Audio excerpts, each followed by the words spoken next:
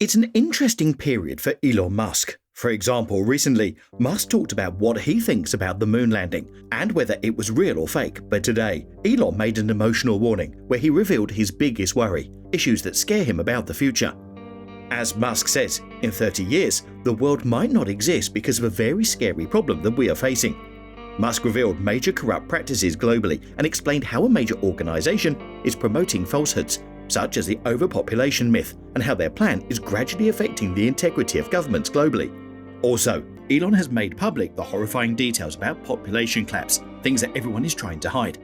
According to Elon, the threat to civilization from population collapse brought on by low birth rates outweighs that posed by global warming or nuclear war. Musk even named a few giant countries that are on the brink of extinction because of this problem. Furthermore, statistics have determined the precise timeframe for the predicted giant decline in the working age population in the United States, the United Kingdom, France, and other large countries.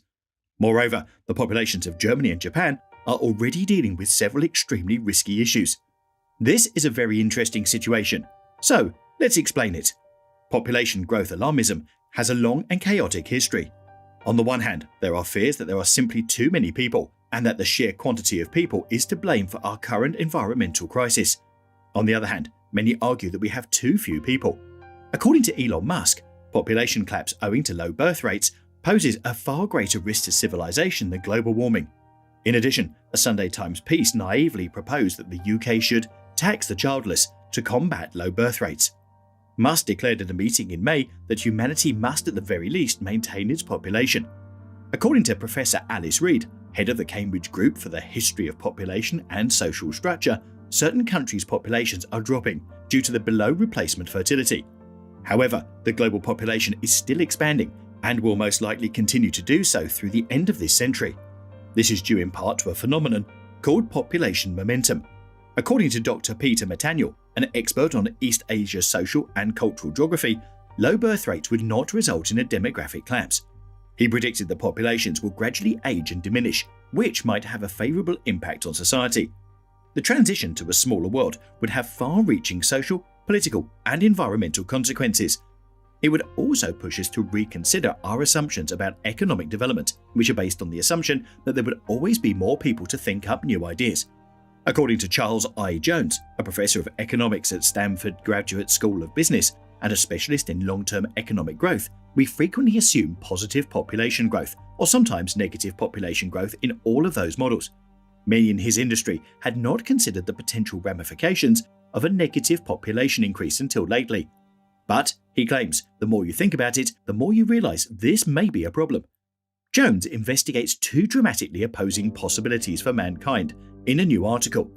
In what he calls the expanding cosmos scenario, the population continues to expand and living standards rise at an exponential rate, just as they have over the last century. In the alternative scenario, the population decreases, leaving our descendants with an empty planet. In this planet, living standards will fall and the human population will gradually decline to zero. Jones was astonished to see that there is absolutely no room for compromise between these two possibilities. Presently, the average woman has 2.3 children. This is down from 5 children in the late 1950s, but it is still enough to maintain the global birth rate, higher than the mortality rate. However, if the average fertility falls below 2.1, negative population growth begins, and it is difficult to reverse. According to Jones, the difference between being slightly over 2 or 2.1 and slightly below is the difference between the population rising forever and the population declining forever. Ironically, the enormous economic growth of the last century is driving the population decline. According to Jones, as individuals become wealthier and economies develop, they appear to have fewer and fewer children. He claims that while that may be completely sensible and the proper thing to do for an individual family, the macro implications are far-reaching. At the moment, 2/3 of the world's population lives in a country where fertility is less than the replacement rate of 2 children per woman. The fertility rate in the United States in 2020 was 1.6.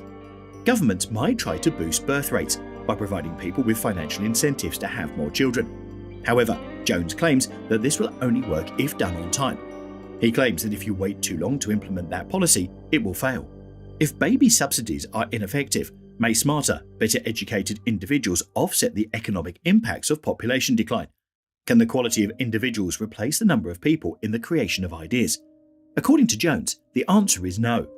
Assume the population is decreasing to zero. In that situation, it's difficult to believe that one individual with a lot of knowledge can compensate for 1 billion people that include Einstein, Edison, and Marie Curie. Isn't it true that a world with fewer people would be more environmentally sustainable? Jones contends that the increased population will lead to greater innovation. According to him, the majority of history demonstrates that having more people has made things better instead of worse. There's a bit of a race going on there. Historically, the race has been won by people's ideas outweighing the issues they cause. Many economists' optimism about increasing people stems in part from this.